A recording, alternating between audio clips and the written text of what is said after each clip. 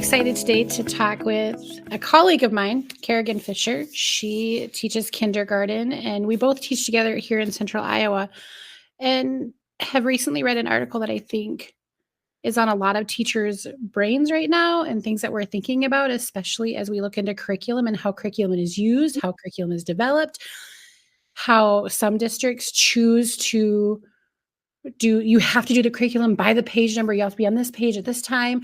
And we have districts that don't even provide a curriculum depending on the subject matter.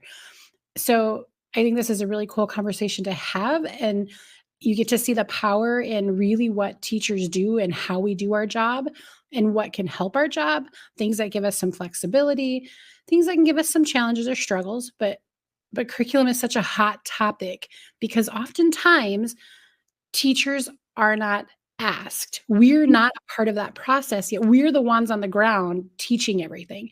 So I'm excited for this conversation with you, Karrigan. Again, you teach kindergarten. How fun is that?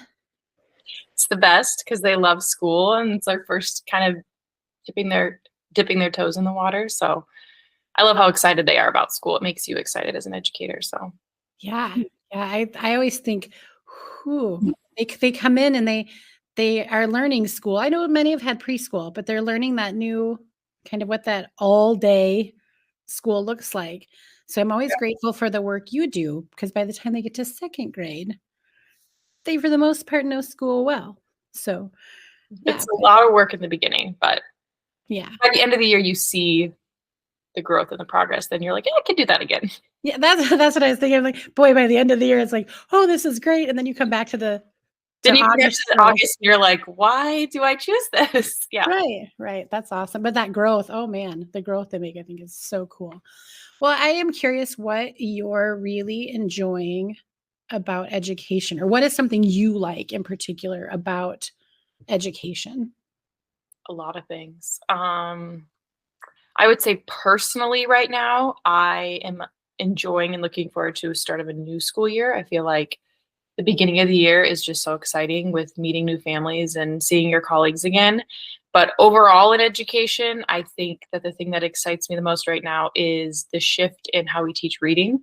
I know the science of reading is like a big buzzword now. You know, box curriculums use it, districts are using it, politicians are using it. But I think aside from that buzzword, just shifting from how we taught reading in the past, which we're clearly seeing in our society is not working. We have a lot of adults that can't read, to more of a shift of like explicitly teaching reading. I think that that's really exciting and it's a lot more engaging for the learners that we have in front of us. So that's something that I'm excited about to see long term what the effects of that is. So Yeah, I think that is something I have seen has been really cool to watch is the professional learning that teachers can access right now to really help boost our readers.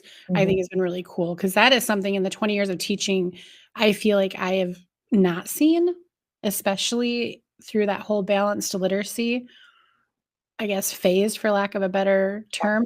And I'm quick to throw balanced literacy out there as like, ooh, I know there are a few things that definitely came from that have been good. There have been some good things, not great, not all great, but good things that have come.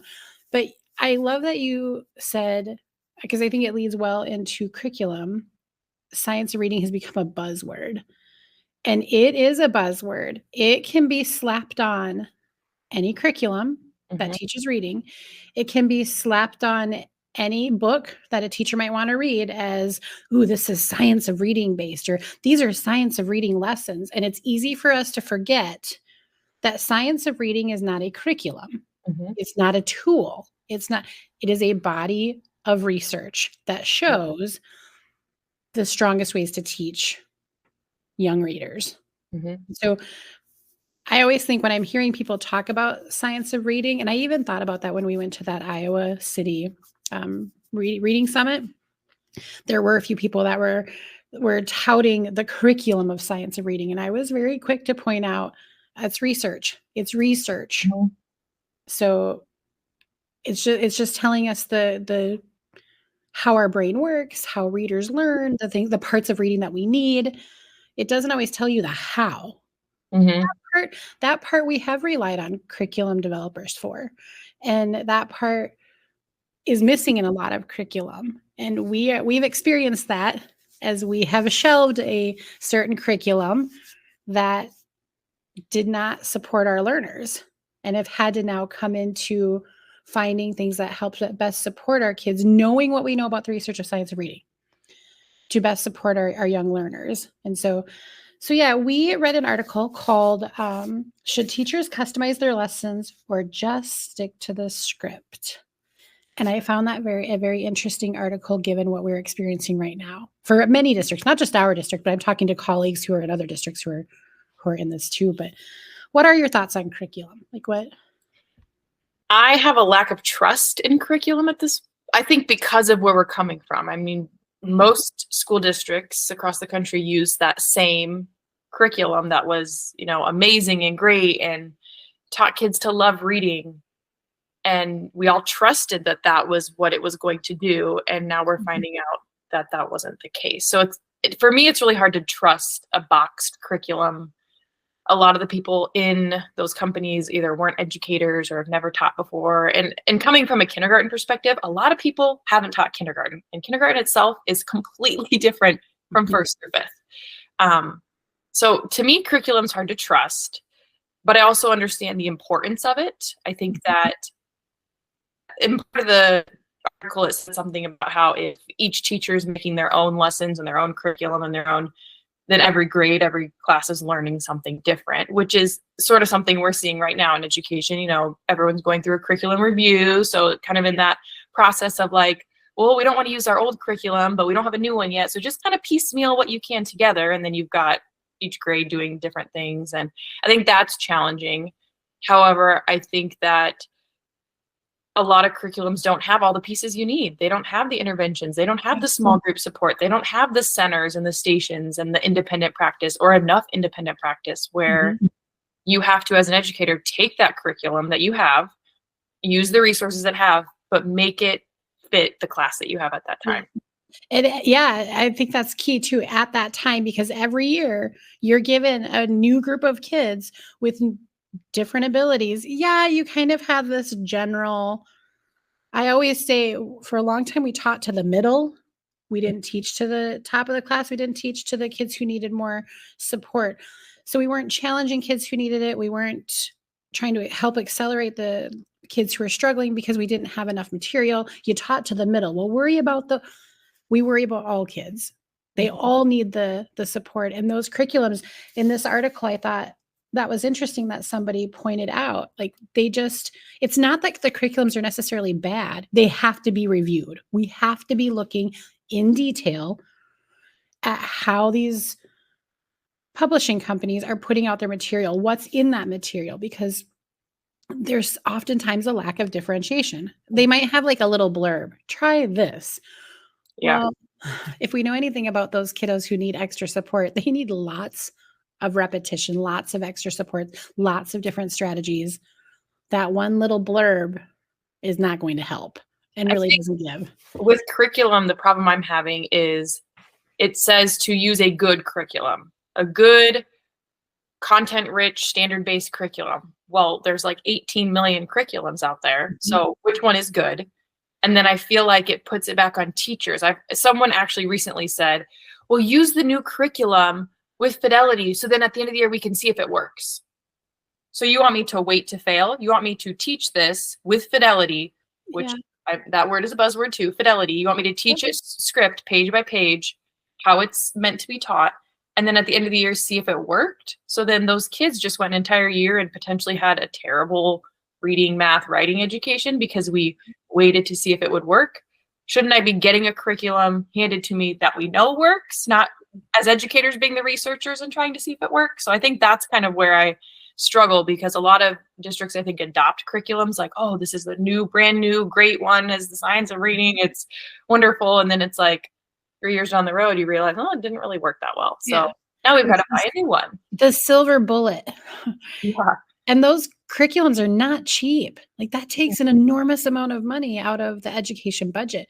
And again, like you said, it's not that they're all are terrible. There's great pieces, but having the flexibility to meet the and having the trust that I, as a professional, know what I am doing I think that too is a bit of an insult to teachers. Like, you don't trust me enough to do what I'm doing.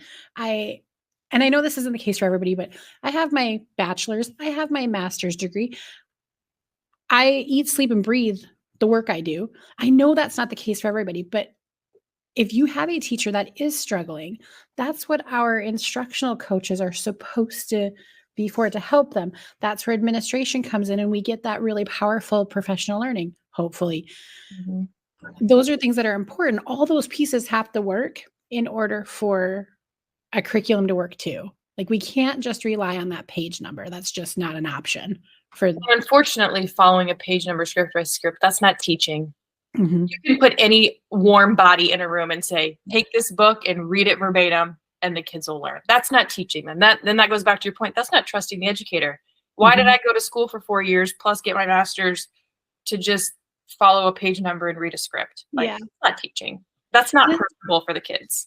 And this comes up a lot in my discussion with educators, especially through this you and I experience I had.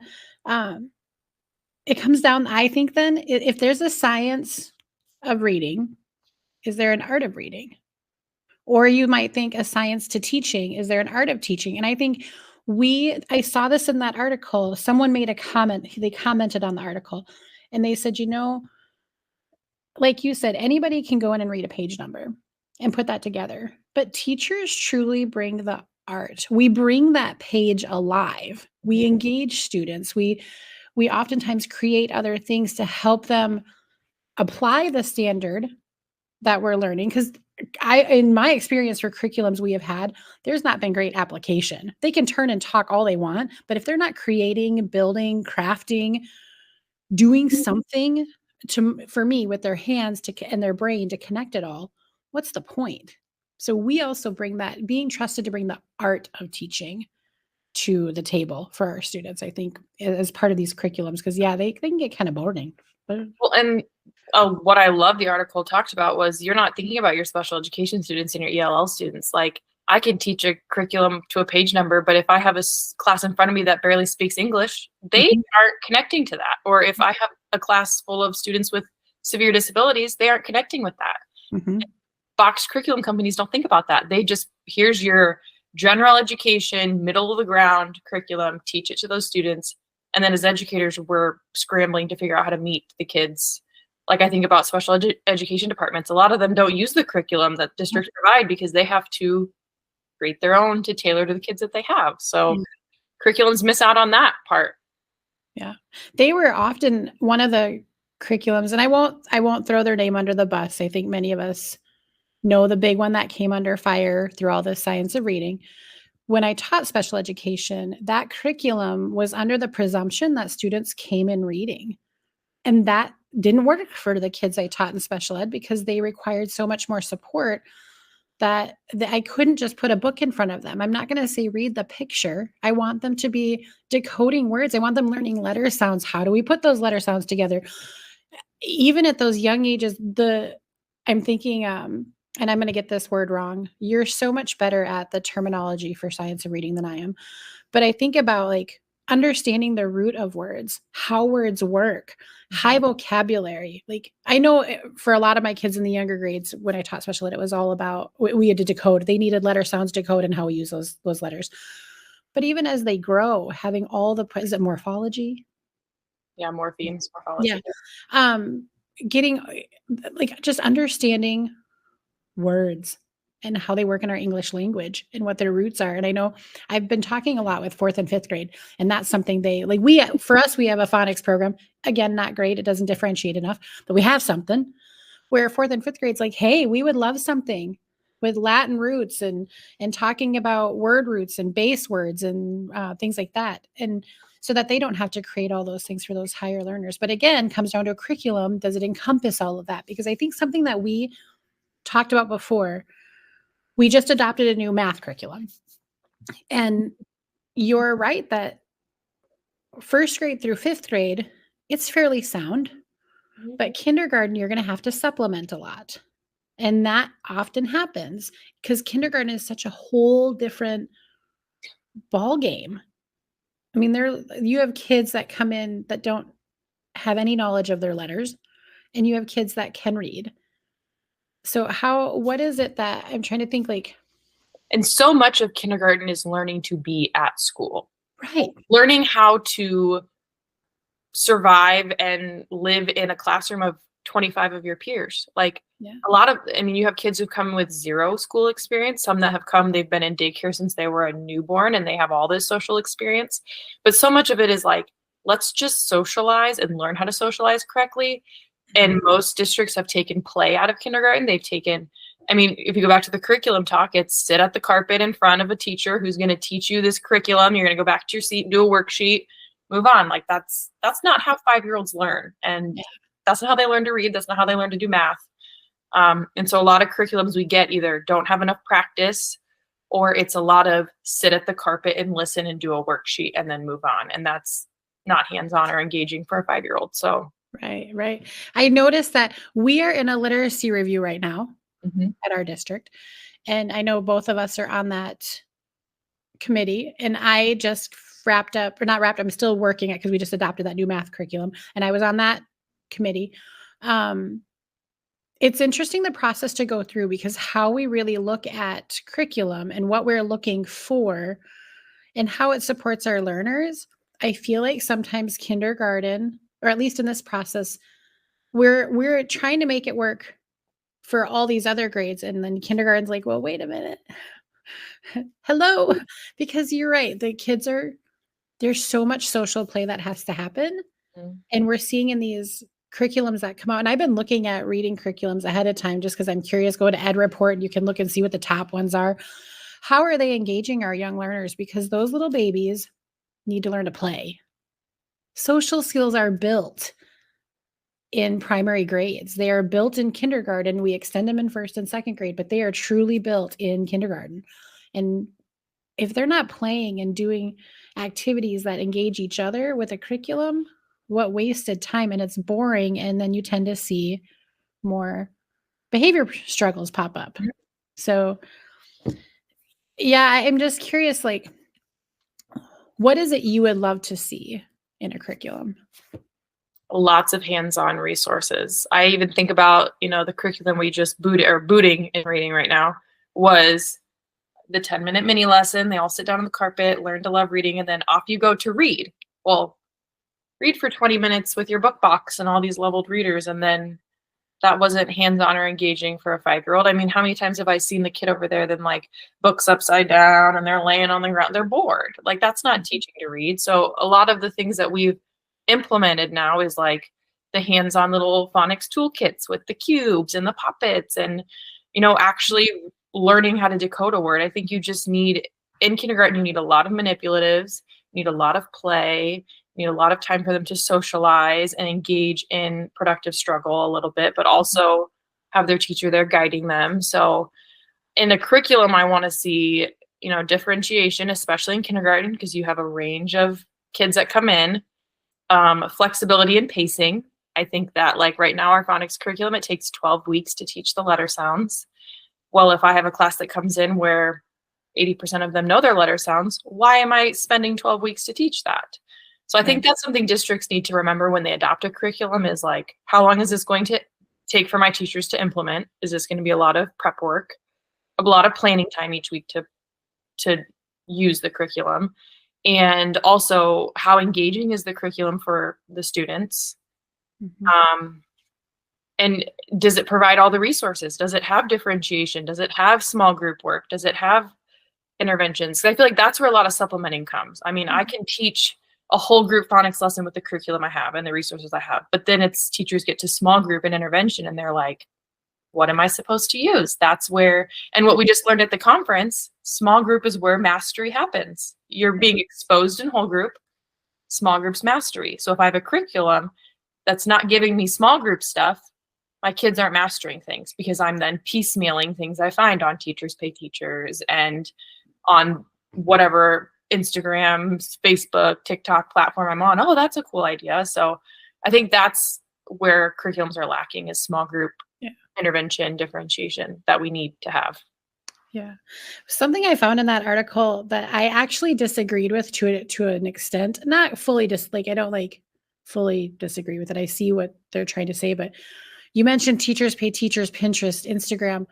We are in a social media era where we can see what other teachers are doing. We are doing our own professional learning, for lack of a better term, because I do think we need stronger I do. I've been teaching 21 years and I still need professional learning and small group instruction, Yep. especially as new research comes out. I mean, that's what I'm entrusting my district to provide because I mean, I'm a parent. We have things going on at home. I can't be on my computer researching all day long. Mhm. Excuse me. Our time is so valuable. Our planning times have got to be more strategic, more like they need to be to the point, giving us what I can't even think of the word right now because I mean, we just have to intentional. They have to be more intentional so that we can really get down to that small group work. Because you're right, mastery. That's where mastery happens. But they were saying those places are not teacher pay teacher and Pinterest and Instagram. All those places are not vetted, research based, quality. And Mhm. I would disagree Mhm. because there are so many teachers out there doing so many great things. Yes, do you stumble upon a few that you're like, I wouldn't use that. I just stumbled upon one that still uses the clip up and down chart. No, no, no. Like, no, no. But as an educator, and I will say I'm pretty confident in my job. I know that that's not appropriate. So Yep. I either comment and say, I wonder why you're using that, or I just pass on by because I know that that's not going to be good for my class. I Um, think that goes back to the trust. You mhm, don't trust me as an educator to go online and find something that's evidence-based or research-based. But then I push back on that. I don't trust you to give me a curriculum because you right, just gave me a curriculum for how many years that we found out didn't work. So the right. trust goes both ways. You have to trust me if you want me to trust you. Yeah, yeah.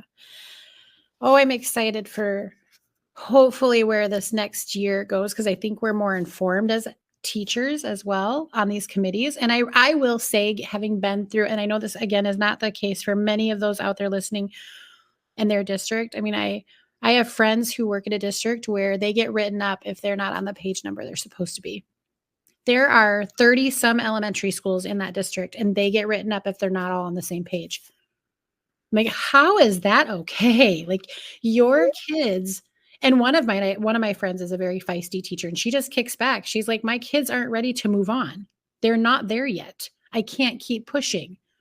And God bless her for doing that because there are some who they're really afraid and they won't say anything and they do just keep going. And then you have this group of kids who come to the next grade level and they don't have that the knowledge or they don't have the experience they're supposed to have because their teacher couldn't slow down to meet their needs because it was such a you have to be here here here. We're not cookie cutters. Kids are not cookie cutters. I mean they are not identicals. They need more support. But oh, I forgot where I was going with that. I think that just goes back to a curriculum is not a teacher. Like the article said, curriculum guides educators. It's a resource. Here's your resource. Follow as a grade level, follow the scope and sequence Yeah. and how you need to, but I'm not going to follow it script by script. Like I think about our phonics curriculum, it's a day 1 to day 5. Day Mhm. 1 does not have to be Monday, but I think a lot of teachers operate like that. Day 1's Monday, day 5's Friday. Yep. I'm off, then I've got to shift my days, and it's like just teach what your kids need. If you got to do day 1 3 days in a row, do day 1 3 days in a row. Like they'll be fine. You just teach to your kids, and I think districts need to remember that as they come in and do walkthroughs and look at teachers and how they're teaching. I am teaching what my students need, and you don't necessarily know my students. So Yeah. Yeah. trust that what I'm doing in my room is what I know is right. Yeah. Do you feel like there's a sense of urgency in the reading department partly because you are a new young mom? You have a little pumpkin that is getting ready to start preschool, She and does a year. She'll start preschool. Yeah. and so there's a little bit more of it, like, I know that when it becomes more personal, of course, I'm here for my kids, I want my students to be but I'm also when I hear what my stepkids talk about as their experience in middle school and high school with education and or, like, literacy and things that they're like, "Whoa." Like, it does get you a little more when you know that your own kids are going to be experiencing this. I think the hardest part for me is I know my daughter will be okay because she's got an educator as a mom. Not saying that people out there who aren't educators, their kids won't be okay. But like, I know that if she goes into education and is getting the wrong instruction, I can help remediate that at home. I feel for the kids who don't have that support at home, don't have someone who knows how to teach reading, that they're going into the Mhm. education system and trusting that the education system is going to teach them the correct way. And that hasn't been the case for years. No fault to anyone, no fault to teachers. I mean, we're doing the best that we can. I mean, even we talked about at the reading conference, our colleges aren't even preparing our teachers to teach reading. So we're doing all this learning by ourselves. And I see so many people say, like, oh, I'm just going to homeschool my kid because they're not doing what they're supposed to be doing and they're teaching all the wrong things. And then I think back to that, like, well, if you don't trust me as a teacher to teach, how do you know that you're going to teach your child the Yeah. best way? So I think there's just a lot of, I know that my child will be okay because I'll teach her the best I can at home if, whatever happens at school doesn't happen. But I feel for the kids who don't have that support at home and Yeah. they are trusting that their teacher is going to teach them how to read and do math and Yeah. write. And Yeah, that's what I always think about those families that do send their kids, that they really do trust. They put a lot of trust in what their districts are doing. And I will say there's excuse me, there's a point where sometimes I feel like, I mean, for lack of a better term, that the helicopter parent can be a struggle. At the same time, parents that are involved in what their districts are promoting for curriculum, I think that gives the parents some knowledge into what is going on in their classrooms. I welcome parents in my classroom to see what's going on and what we're doing, and because I want them to see, I want them to be informed. I want them to feel like they can trust me with their most prized possession Mhm. and their education. And um so yeah, I wanted to leave this with something that you're excited to try this year.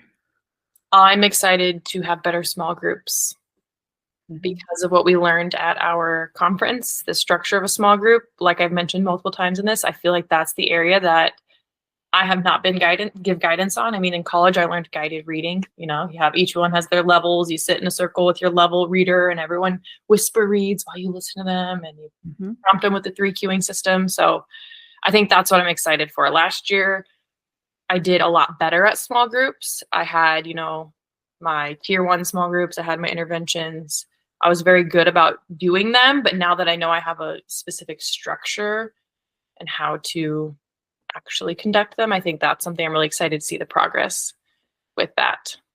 Yep. Yeah. Yeah. That's mine too. I'm excited for small groups.